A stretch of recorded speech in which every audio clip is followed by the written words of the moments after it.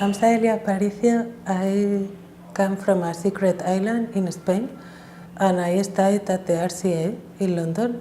I'm an installation artist, which works a lot with found objects, drawing, sculpture, and all sorts of materials, because my practice is very experimental and getting more experimental.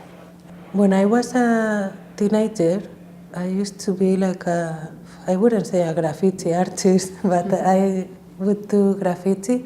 So I think that's what I'm not really scared of doing, like these big lines. One of my influences are like is anime, like Japanese animation, and also comics, from all sorts of comics, especially like French, Japanese, and American. Look at the window.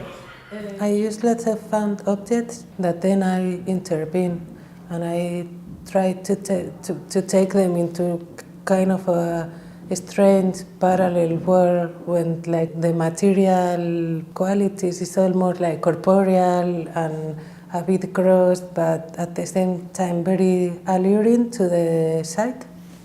Everything comes from drawing, so even when I make sculptures or installations, to me it's like a drawing that sprawls or expands on the space.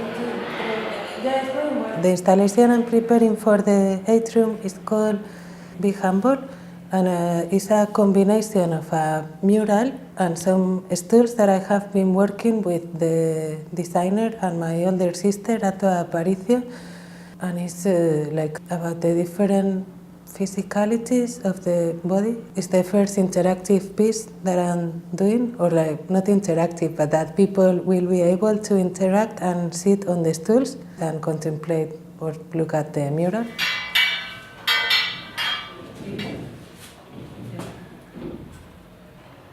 Anatomy of Pleasure tells about gender constructions in female figures. This is also a collaboration with Saelia Aparicio from Silo Studio, and they developed this plastic that is made out of microgranules, which expand with steam.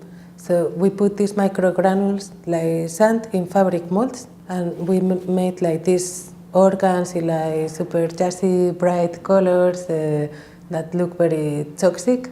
Then we encapsulate it in resin again. Alongside contemporary artists, we often show a selection from an archive or a collection in the region, and we often find a collection that has some resonance, so it has a relationship with the artist that we're showing in some way. In this case, we were interested to present a selection of female artists from the Musgrave Kinley collection who connect in some ways to Saelia's work. And it's a group of artists who were outside of formal art training, so they didn't go through traditional kind of routes into becoming artists. And some of those artists have mental and physical disabilities. So for example, Judith Scott had Down syndrome and was deaf, but actually she became an incredibly well-regarded artist in her lifetime. Outsider art is something of a contested term because it's seen as kind of in opposition. It's putting art outside of the system. So these artists kind of went through different routes into art, but have become incredibly kind of well-renowned and influence contemporary artists today, like Saelia.